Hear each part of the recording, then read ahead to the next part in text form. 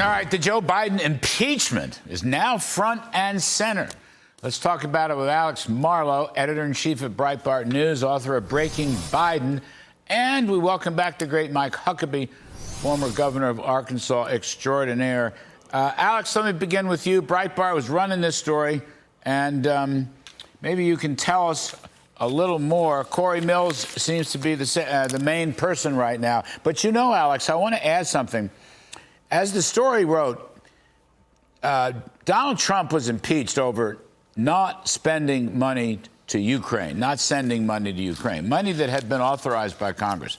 Now, Trump did a couple months later, but he wanted to make sure it was clear of corruption. He was impeached. It was a frivolous impeachment. He was not convicted.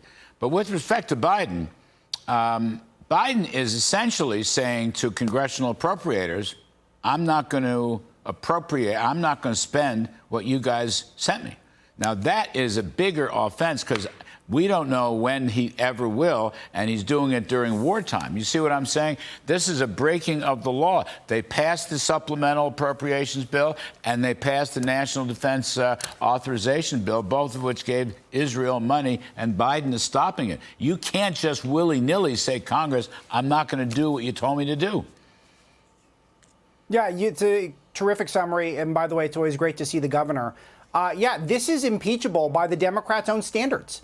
They tried to impeach Trump for allegedly doing the same stuff. This is clear as day. Congress has already appropriated this money, and the Democrats are now saying, Joe Biden is now saying that we're not going to give it to Israel. And Larry, look at what's going to happen now. What's going to happen is Israel's going to have to send soldiers in on the ground. Mm-hmm. They're going to die. There's blood on the hands of Joe Biden for this move. It is impeachable. But most importantly, he promised to be an ironclad ally of Israel. Now what we're seeing is he's reneged on that. This is a massive lie and a broken promise, and I think it's going to be politically devastating for Joe Biden. Well, that's the thing. Mike Huckabee, you look at some polls, 75, 80% of Americans want Israel to finish Hamas off once and for all. President Trump has said several times Israel should get it done, and they should get it done quickly. And then here's Biden essentially putting a knife in Israel's back.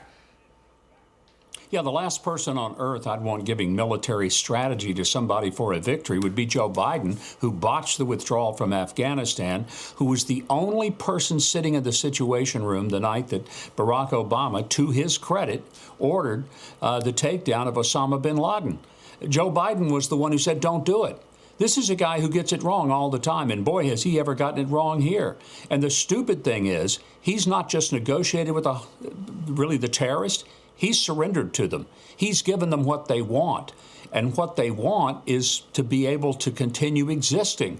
This is an outrage to everyone. But imagine if you're one of the allies of America, whether it's Taiwan or Japan or Great Britain, and you're watching this play out. And what you realize is that with Joe Biden, his word is dirt.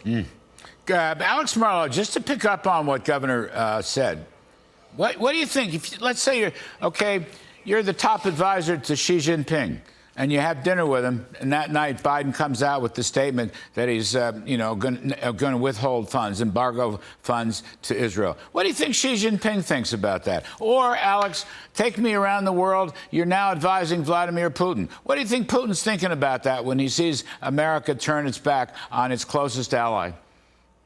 Yeah, first of all, Joe Biden's a terrific negotiator when it comes to foreign policy and national security issues. I document this thoroughly in Breaking Biden, and thank you as always, Larry, for promoting it.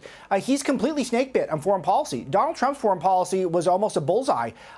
Joe Biden has not called one thing right in 40, 50 years in Washington, and this is famous. Even people around him are aware of this. But of course, people around the world, both friend and foe, know his word means dirt, as the governor said.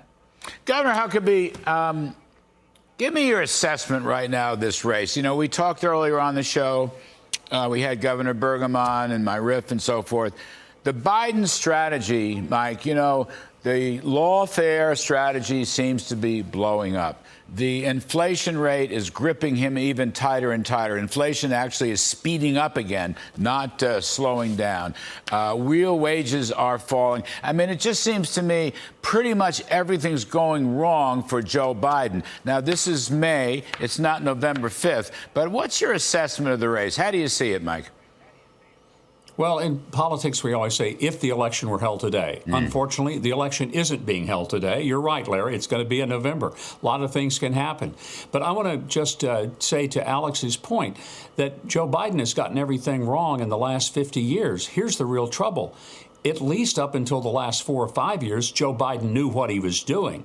Right now, we've got a president that we don't really think he has a clue what he's even reading off the teleprompter, much less what decisions he might be making spontaneously. So there's another problem.